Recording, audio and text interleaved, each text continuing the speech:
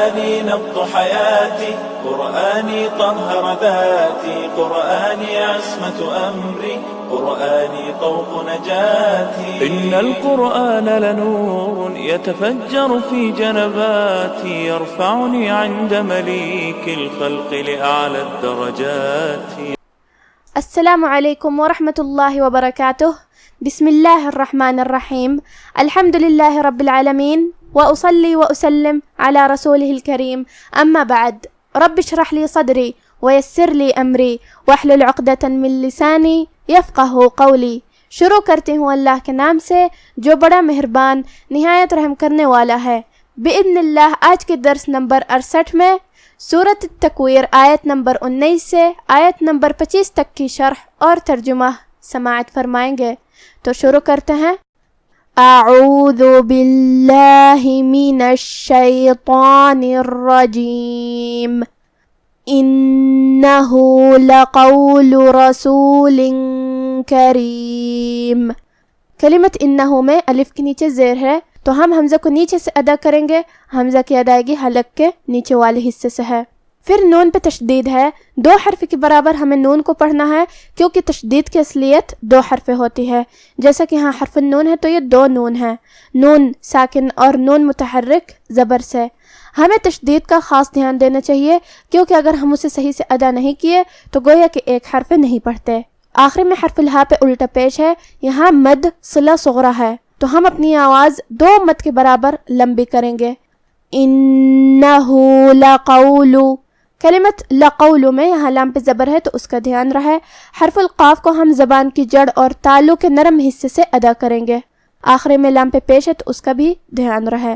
کلمت رسول میں یہاں حرف الراء پہ زبر ہے تو ہمیں راء کو بھاری آواز میں پڑھنا ہے. یہاں راء کا حکم ہے تفخیم. آخر میں حرف اللام ہے اور اس کے نیچے تنوین زیر ہے. پھر حرف الکاف آتا ہے کلمت کریم میں. کاف حروف الاخفاء میں سے ہے. اخفاء کا معنی ہے چھپا دینا اور جو کہ تنوین کی اصلیت نون ساکن ہوتی ہے تو ہم یہاں تنوین کو چھپاتے ہوئے لیکن غنہ کے ساتھ یہ حکم کو ادا کریں گے. رسول کریم. کلمت کریم میں را کے نیچے زیر ہے تو یہاں را کا حکم ہے ترقیق. ہمیں اسے ہلکی آواز میں پڑھنا ہے. آخر میں جو کہ حرف المیم کے نیچے تنوین زیر ہے اگر ہم یہ آیت کو اگلی آیت کے ساتھ پڑھے تو جو کہ حرف الدال کلمت ذی میں حروف الاخفاء میں سے ہے تو ہم یہ تنوین کو بغیر ظاہر کیے ہوئے لیکن غنہ کے ساتھ یہ حکم کو ادا کریں گے. کریم دی. لیکن ہم کلمت کریم پہ رکتے ہیں تو اس پہ جزم سے رکیں گے تو ہمیں میم کو ظاہر کرنا ہے. انہو لقول رسول کریم ذی قوت عند ذی العرش مکین. کلمت ذی میں یہاں حرف الدال ہے. دال کی ادائیگی زبان کے سر اور اوپر والے دانتوں کے اندرونی کناروں سے ہے تو ہمیں دال کو وہیں سے پڑھنا ہے. کلمت قوہ میں یہاں حرف القاف ہے. قاف کو ہمیں تفخیم سے ادا کرنا ہے بھاری آواز میں.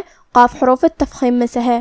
جو کہ واو پہ تشدید ہے تو 2 حرف کے برابر ہم واو کو پڑھیں گے. پھر حرف التا ہے اور اس کے نیچے تنوین زیر ہے. اور حرف العین ہے کلمت عند میں. حرف العین حروف الابہار میں سے ہے. ابہار کا معنی ہے ظاہر کرنا اور جو کہ تنوین کی اصلیت نون ساکن ہوتی ہے تو ہم یہاں تنوین ظاہر کریں گے اور اسے نون ساکن پڑھیں گے اور بغیر غنہ سے حکم کو ادا کریں گے. قوت عند. کلمت عند میں یہاں حرف العین ہے. عین کی ادائیگی حلق کے درمیان والے حصے سے ہے تو ہم عین کو وہیں سے پڑھیں گے اور اسے ظاہر کریں گے. پھر نون ساکن ہے اور اس کے بعد حرف الدال ہے. یہاں بھی حکم ہے اخفاء تو ہم یہ حکم کو ایسے ادا کریں گے. عند. کلمت العرش میں یہاں حرف العین کو ہم حلق کے درمیان والے حصے سے ادا کریں گے. جو کہ را پہ جزم ہے تو یہاں را کا حکم ہے تفخیم کیونکہ اس سے پہلے والے حرف پہ مطلب عین پہ زبر ہے تو ہم را کو بھاری آواز میں پڑھیں گے. آخر میں حرف شین ہے اور اس کے نیچے زیر ہے تو ہم شین کو زیر سے ادا کریں گے اور جو کہ شین کی ادائیگی زبان اور اوپر کی تالوں کے درمیان سے ہے تو ہم شین کو وہیں سے پڑھیں گے.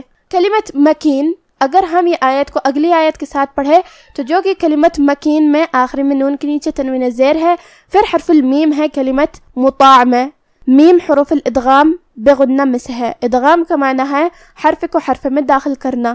تو ہم یہاں تنوین کو میم میں ملا کے غنہ اور تشدید کے ساتھ یہ حکم کو ادا کریں گے. مکین مطاع. لیکن ہم کلمت مکین پہ رکیں گے تو اس پہ جزم سے رکیں گے تو ہمیں نون کو ظاہر کرنا ہے. ذی قوت عند ذی العرش مکین مطاع ثم امین. کلمت مطاع میں یہاں میم پہ پیش ہے تو ہم میم کو پیش سے ادا کریں گے. پھر حرف طا ہے. طا کی ادائیگی زبان کی نوک اور اوپر کے دانتوں کی جڑ سے ہے.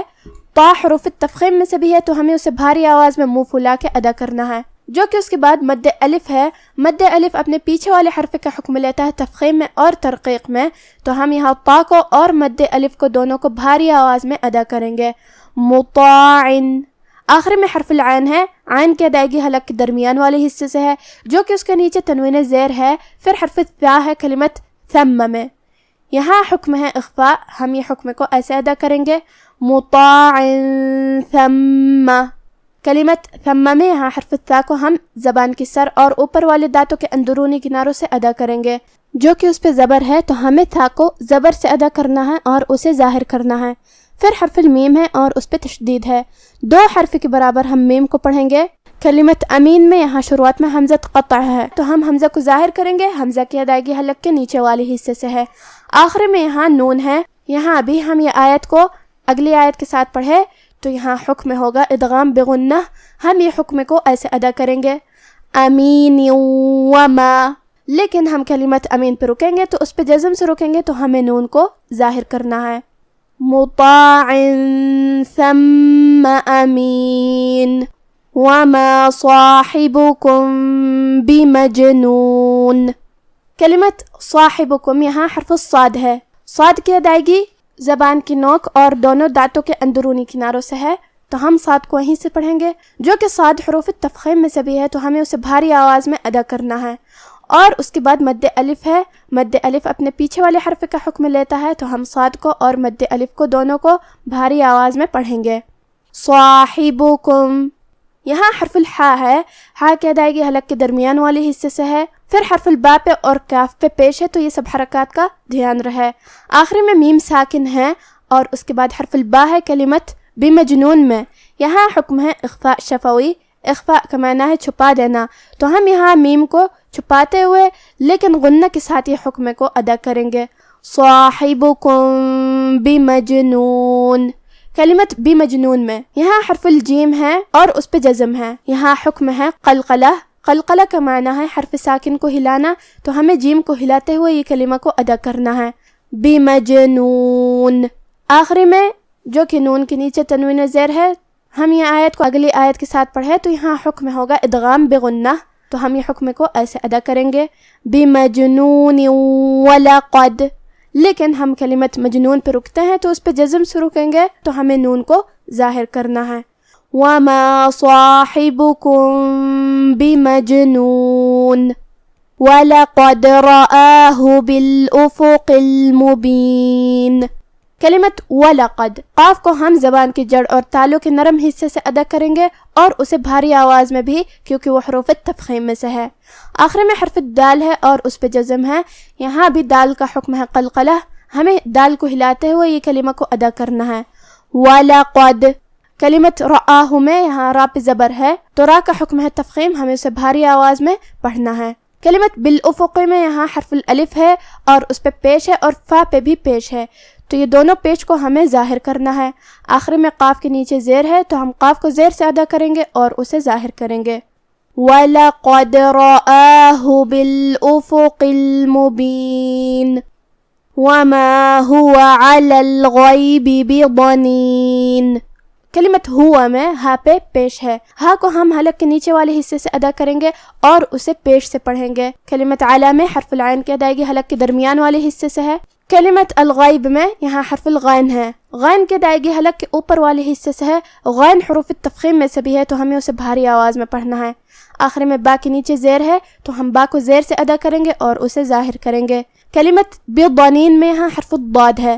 ضاد کی ادائیگی زبان کے کروٹ اور اوپر کے داڑھوں کی جڑ سے ہے تو ہم ضاد کو وہیں سے پڑھیں گے. دھیان رہے ضاد کی ادائیگی میں ہم اپنی زبان دانت سے باہر نہیں کرتے تو ضاد کی ادائیگی صحیح سے ہوگی. جو کہ وہ حروف تفخیم میں سے ہے تو ہمیں اسے بھاری آواز میں بھی ادا کرنا ہے بضنین. آخری میں جو کہ نون کے نیچے تنوین زیر ہے، تو ہم یہ آیت کو اگلی آیت کے ساتھ پڑھے تو تنوین کو واو میں ملاتے ہوئے غنہ اور تشدید کے ساتھ یہ حکم کو ادا کریں گے، کیونکہ یہاں حکم ہوا ادغام بغنہ بضنین وما ہوا، لیکن ہم کلمت بضنین پر رکتے ہیں تو اس پہ جزم سے رکیں گے تو ہمیں نون کو ظاہر کرنا ہے۔ وما هو على الغیب بضنین وما هو بقول شیطان الرجیم۔ کلمت بقول میں یہاں قاف کا دھیان رہے، ہمیں اسے تفخیم سے ادا کرنا ہے، مطلب بھاری آواز میں۔ لام کے نیچے زیر ہے تو اس کا بھی دھیان رہے۔ کلمت شیطان میں یہاں حرف الطا کو ہمیں بھاری آواز میں ادا کرنا ہے، جو کہ اس کے اوپر کھڑا زبر ہے، تو یہاں مد الف ہوا، تو ہم طا کو اور مد الف کو دونوں کو بھاری آواز میں پڑھیں گے۔ آخری میں نون ہے اور اس کے نیچے تنوین زیر ہے۔ پھر حرف الراء ہے کلمت رجیم میں، یہاں حکم ہے ادغام بغیر غنہ، ہمیں تنوین کو راء میں ملاتے ہوئے بغیر غنہ سے لیکن تشدید کے ساتھ یہ حکم کو ادا کرنا ہے۔ شیطان الرجیم۔ کلمت رجیم میں راء پہ تشدید زبر کا ہے، تو راء کا حکم ہے تفخیم، ہمیں اسے بھاری آواز میں پڑھنا ہے۔ آخر میں ہم حرف المیم پہ رکیں گے تو اس پہ جزم سے رکیں گے تو ہمیں میم کو ظاہر کرنا ہے۔ وما هو بقول شیطان الرجیم۔ اب آپ سورۃ التکویر کی تلاوت تجوید کے ساتھ سماعت فرمائیں۔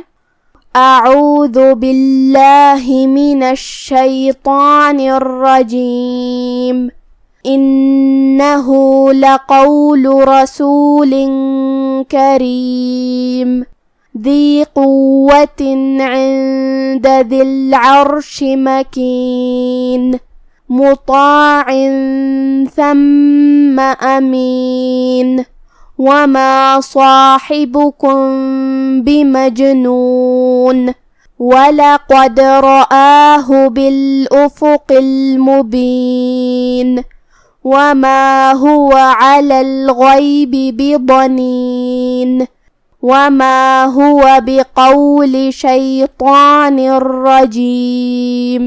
کہ بے شک یہ قرآن اس فرشتہ عالی مقام کا سنایا ہوا پیغام ہے جو صاحب قوت ہے، مالک عرش کے ہاں اونچے درجے والا ہے، سردار ہے، ساتھ ہی امانت دار ہے۔